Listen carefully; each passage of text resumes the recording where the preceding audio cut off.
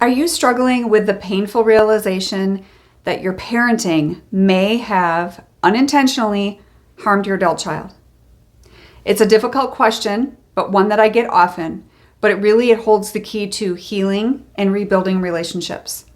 So I want to go on this journey of self-discovery with you today because this can lead to transformation. And just like in the previous video about do you have a toxic adult child, which you can watch after this one, this can very easily apply to all of us.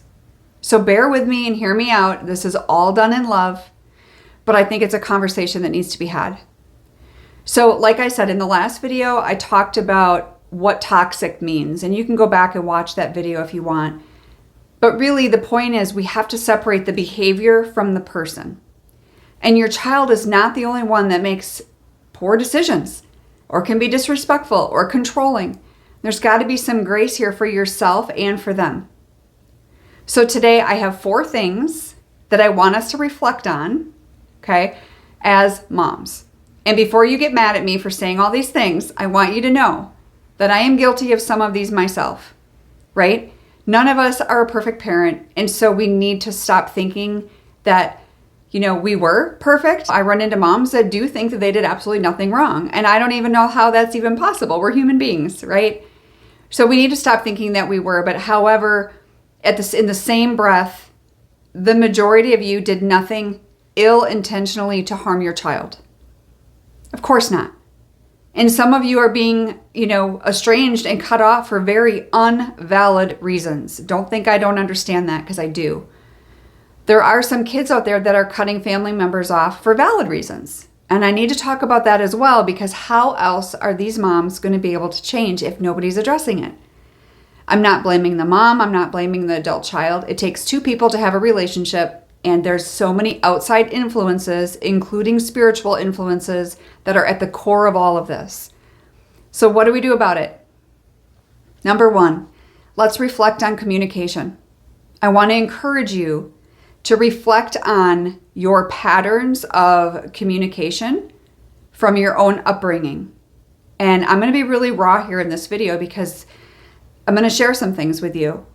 Because many of your patterns from your own childhood, those interactions with your adult children, they may look really familiar to you. And maybe it's because we're using our own past pain and we're just passing it on to the next generation. I know when I was growing up, there was a lot of communication, a lack of communication. You pretty much listen to what dad said and that's kind of how it went, right? I personally witnessed a lot of disrespect in the way my parents communicated to one another. And did I ever intentionally disrespect my children? Heck no. Am I perfect? No. But I never disrespected them as humans. And I know some of you have been dealing with that. Number 2, acknowledging past mistakes in healing, or lack thereof, right? We have to acknowledge that past mistakes have been made and how they stem from our own personal experiences and upbringing. Because that moment when you say something or do something and you're like, oh my gosh, that was my mom or that was my dad. And maybe it wasn't a positive experience. We probably all have them somewhere in our bloodline, because guess what? Your parents weren't perfect either, and neither are you. And that's okay. And I'm going to share something here that I've never shared here.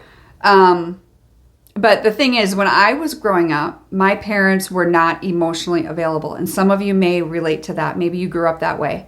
They were physically there, but not emotionally. And I knew they loved me.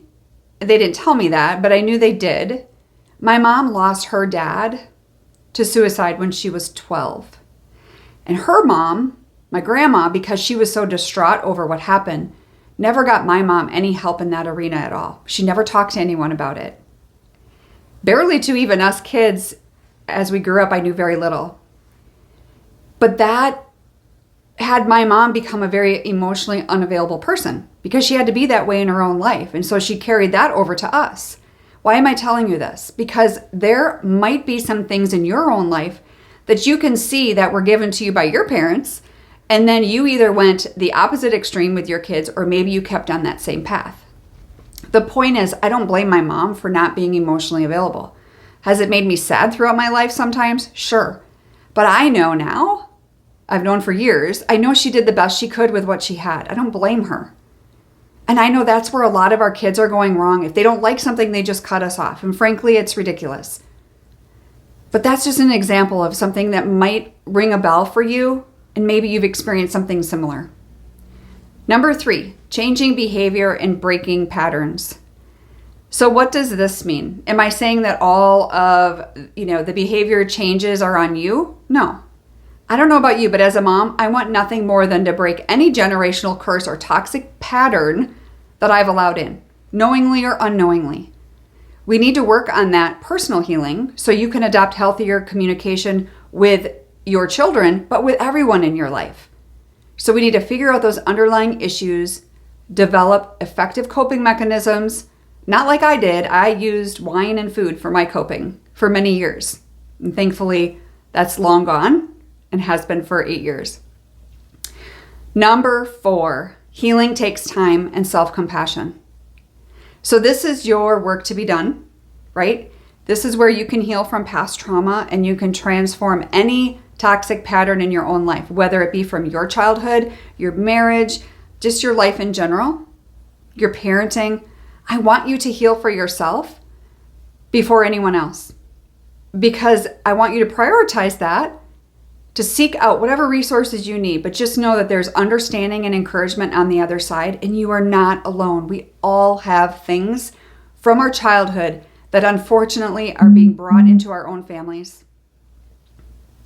So for those of you that I've never talked with before and you are ready for some coaching and you want to learn about that, you can click the link to the discovery call below and you can schedule a time for a consultation. It's not a coaching call, but it's a consultation. It'll give you and I an opportunity, me to get to know you as a mom and what you've been going through, how this is affecting you, and I can let you know how I can help. So I hope that helps. God bless.